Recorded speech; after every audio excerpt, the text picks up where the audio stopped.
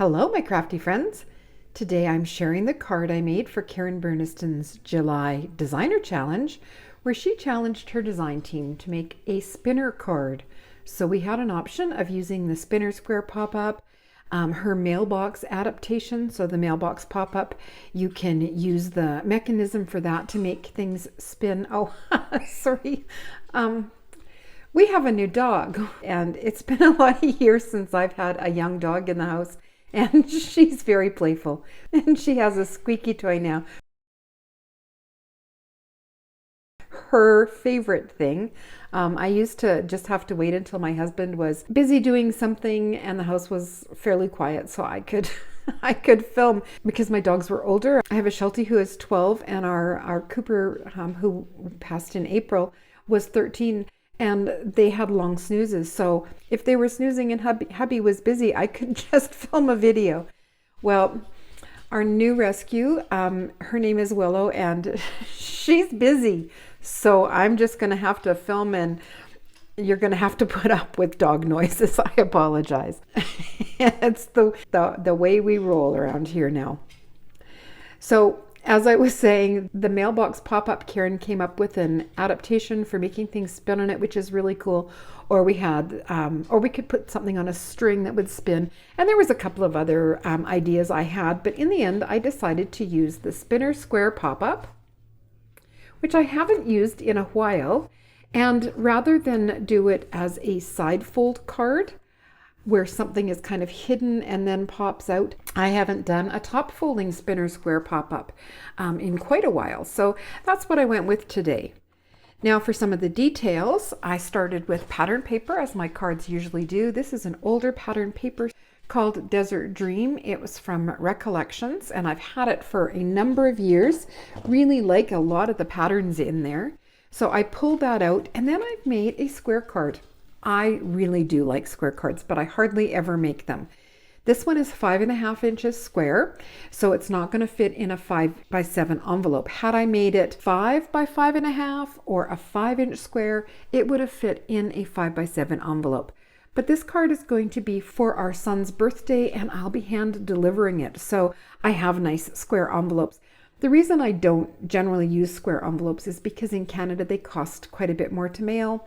So I spend enough on postage with the amount of happy mail I send out. I don't want to have to start adding extra postage in if I can help it. So that is why I have a square card. It was a lot of fun to make. The square here is from the Karen Burniston's crosshatch squares. So they come with alternating crosshatch and straight edges, and the straight edges give you a lovely embossed panel. There were a couple of kind of scenic sheets that had a scene at the bottom and then this pale green at the top. And then this was actually a 4x6 journal card in the package. So I just cut it down and the gold was already on it. You can see there's some lift as well because I popped everything up with thin foam tape. I could have used regular height foam tape because it is going to be hand delivered, but I still like the thin foam tape because it doesn't add a ton of bulk, but you still get the lift from the foam tape.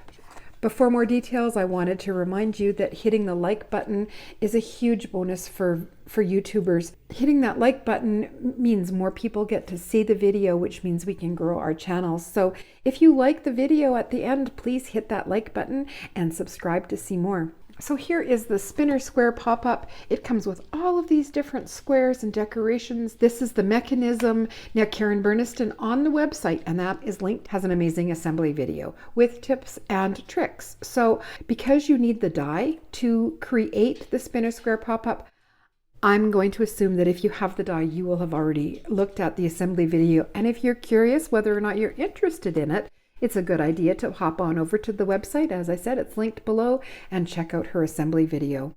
Now you can do the spinner square pop-up with a window, and you just need a 1-inch strip to lay against the fold. So I just, on the back, I leave a 1-inch strip in there so I don't have to try to cut one anytime I want to make a window card with the spinner square. I didn't do a window on this one. I just keep a sample mechanism in the back of the package as well so that I can remember the folds. However, it's been a while since I made one, so I did go back and watch her assembly video. These little squares here all come included in the spinner square pop-up. The Celebrate is Karen Burniston. I just added it here to a scrap of the cardstock, and I did cut the Celebrate 3 times, so it has a little bit of heft to it. It's more like a chipboard sticker. And then I was across the top, I wasn't sure what I wanted to do, so I was kind of flipping through my dies, and I saw the memory charms and the TV. And I thought, oh, the TV would be fun. So this was before I actually made the card. I just was kind of flipping through. I knew I was going to use the spinner square, knew I was going to use the pattern paper. So I had gathered these out and then was just flipping. I thought, oh, that TV would be really fun. But once I chose the pattern paper and got going, I wasn't so keen on the TV, but then I thought the camera would be fun. In the end, you can see I went with the frame. And I went with the frame because there was a small strip of pattern paper left over that had these cactus images on them.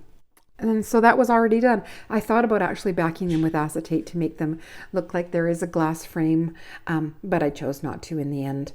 I also didn't add brads or anything to these holes, which would have been really cute because I create as I go. I don't plan my cards out. And so I already had adhered the pattern paper to the front. Had I not done that, I could have put the brads through and hidden the back of the brads with the pattern paper. I could use little enamel dots. I thought about putting a thread through there as well, or twine, just weaving it through and leaving them loose. But when I kind of laid it out, it really distracted from the rest of the card. So I've left them as is. Here's the happy birthday and the happy birthday shadow. I cut it out of the same green cardstock and then used Catherine Pooler Sage ink and a water brush and just lightly watercolored along the bottom for kind of a dipped look.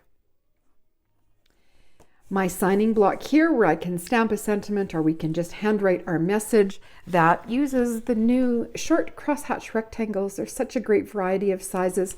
So I did use the smallest crosshatch one, and I could have used the scallop, but with it being a masculine card, I just have a thing about putting scallops on a masculine card. It's just me. So I just used a trimmer and trimmed a slightly larger green piece of, actually it's pattern paper from the package, and matted it with that.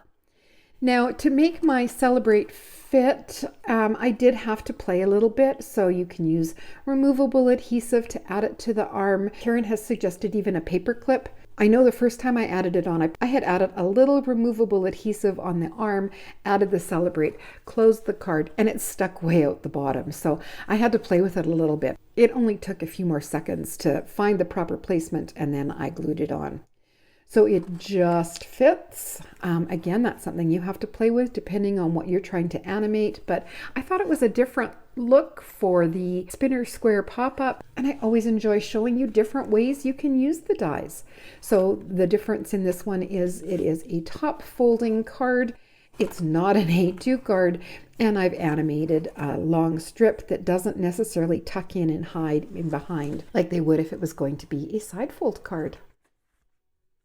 Again, if you enjoyed my video, please hit that like button, subscribe to see more, and if you check out my blog, which is also linked in the description box below, I have links to the rest of the design team, so you'll be able to see what they came up with for the challenge. Tomorrow is Wednesday, and Karen Burniston will have her project for the designer challenge and likely a video as well. So that's it for me today.